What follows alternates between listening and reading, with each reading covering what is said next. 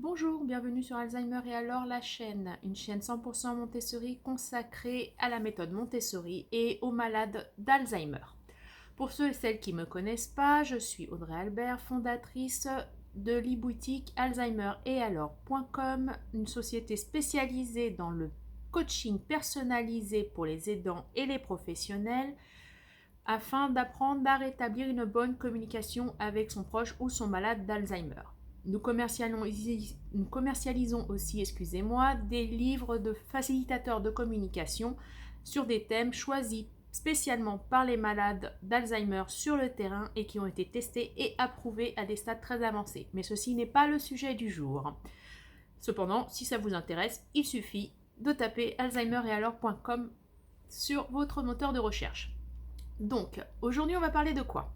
Donc, la semaine dernière, on a parlé de principe de la récupération espacée, à savoir donc un exercice de mémoire qui consiste à rappeler une ou plusieurs informations dans des intervalles de temps de plus en plus longs. Un exercice utile à la mémoire car il permet d'apprendre à se repérer dans le temps. Le sujet du jour, après le temps, évidemment, ça sera l'espace. Donc, comment aider une personne atteinte d'Alzheimer à se repérer dans l'espace. Donc la désorientation spatio-temporelle, c'est quoi au juste? Donc c'est l'incapacité à se repérer dans le temps et l'espace, tout simplement.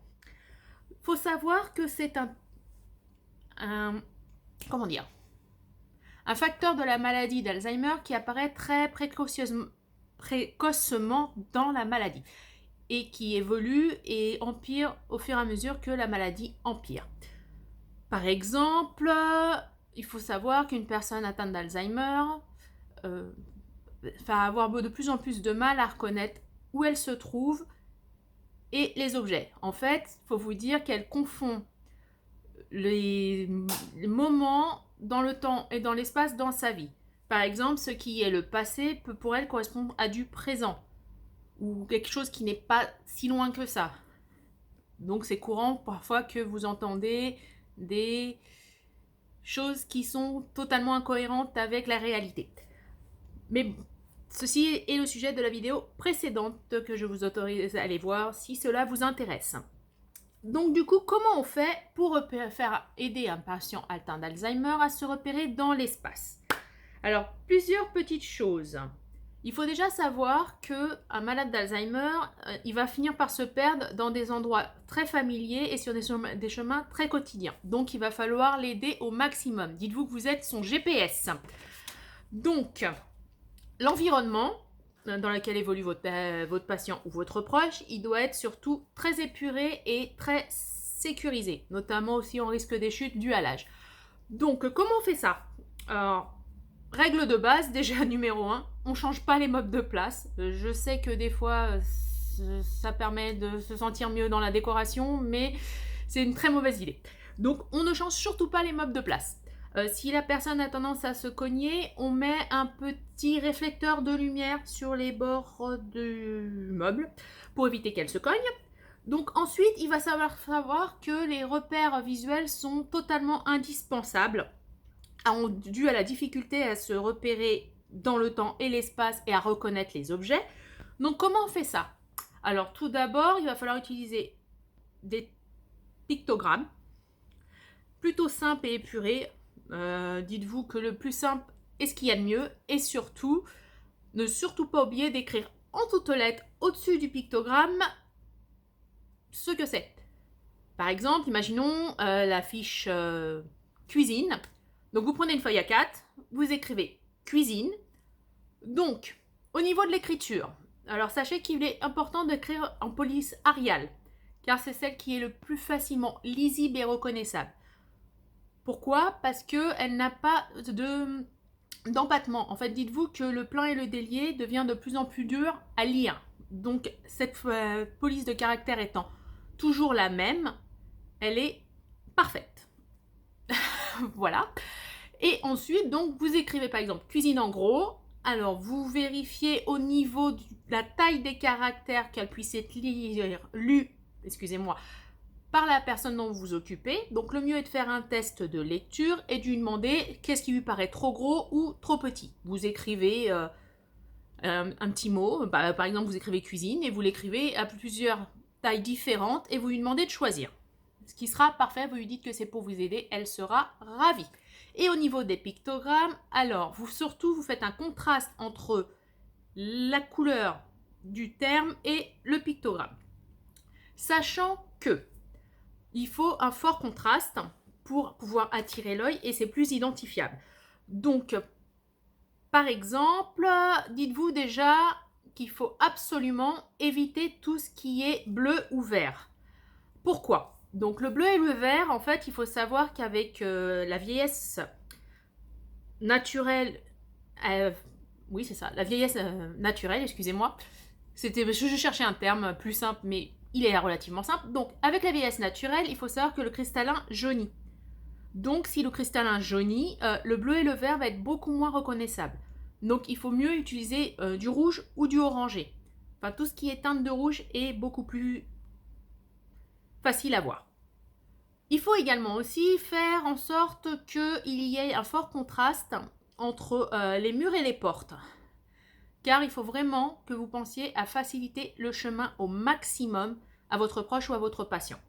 Alors, concrètement, on fait quoi ?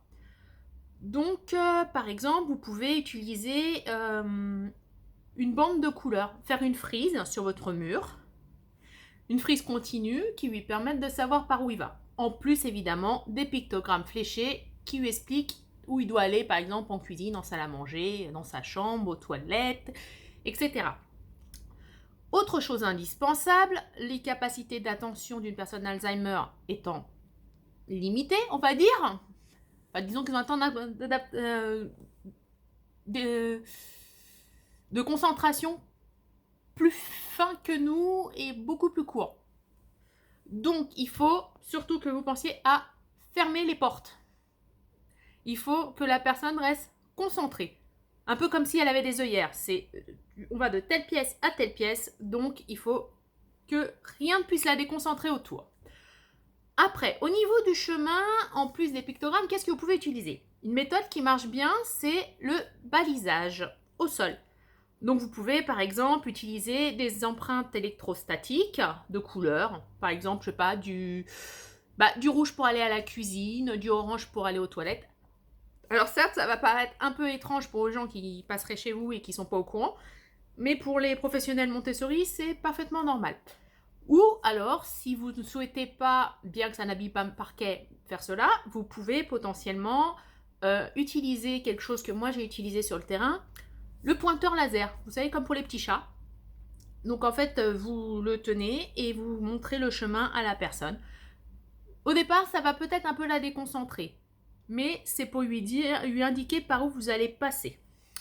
Donc après, sur le temps, ça fonctionne relativement bien. Alors, en plus de ça, par exemple, au niveau de la cuisine, il va avoir une question de couleur. Alors, je ne vous demande pas forcément de refaire votre déco, surtout pas. Ce n'est pas du tout le sujet, mais sachez que des spécialistes ont prouvé que tout ce qui était rouge ou orangé dans une cuisine permettait d'augmenter l'appétit. Par exemple, grand connaisseur, même si je n'apprécie pas des masses, le McDo, si vous regardez, les couleurs, c'est jaune et rouge. C'est probablement pas un hasard et forcément purement marketing, mais ça fonctionne aussi. Et donc du coup, forcément, vous les recroisez de loin. Et si vous les croisez de loin, c'est que c'est bon. Ou par exemple, Buffalo Grill qui est rouge. Rouge et blanc, vous voyez, question contraste, on peut pas faire mieux. Voilà. Alors, pensez aussi, quand vous ferez vos pictogrammes de lieux pour pouvoir flécher le chemin, à ne pas les mettre trop haut. Car si vous y pensez bien, une personne atteinte d'Alzheimer et même une personne âgée tout court, elle a tendance à regarder vers le bas, en fait. Et à de plus en plus recroquevillée vers elle. Vers le sol, pardon. Donc, mettez-le assez bas et perpendiculairement à un couloir ou à votre pièce pour qu'elle puisse bien le voir. Et après, donc attendez, par exemple, réfléchissons, qu'est-ce que je peux vous dire d'autre ? Une couleur qui fonctionne relativement bien et qui a tendance à apaiser les gens atteints d'Alzheimer ou de troubles, c'est le jaune paille. Donc, pour vous donner une idée, le petit jaune relativement clair, ou par exemple le ranger comme sur les lampes à cristal de sel, ça fonctionne très très bien. Voilà. Et donc, alors si on reprend, vous avez les portes à fermer pour pouvoir que la personne se concentre. Vous avez le balisage du chemin. Alors, soit par les murs, soit par les pictogrammes, le mieux étant les deux, plus le balisage au sol en dessous, et évidemment vous qui servez de GPS. Après, par-dessus cela, vous avez également un contraste à faire entre les murs et les portes. Par exemple, ce que vous pouvez faire et qui fonctionne extrêmement bien, c'est mettre les poignées de porte en rouge. Car en fait, la personne va plus facilement poser ses mains là, puisque son regard va être très attiré par cette couleur qui est très contrastante. Par-dessus cela, alors n'oubliez pas que vous faites vos pictogrammes avec une image très simple, très épurée. Je sais, c'est moins joli, mais c'est pas l'important. Et au niveau de l'écriture des pièces, donc je vous rappelle en toutes lettres, assez gros. Donc n'hésitez pas à faire un test de caractère avec la personne et surtout en Arial afin que ça soit le plus simple à lire. Voilà. Donc on va s'arrêter là pour cette vidéo du jour, et la semaine prochaine nous parlerons des comportements problématiques et comment analyser un comportement. Je vous remercie de votre attention. N'hésitez pas à vous abonner, liker, disliker, partager. Et on se voit la semaine prochaine pour une vidéo sur l'analyse des comportements. Au revoir et à bientôt.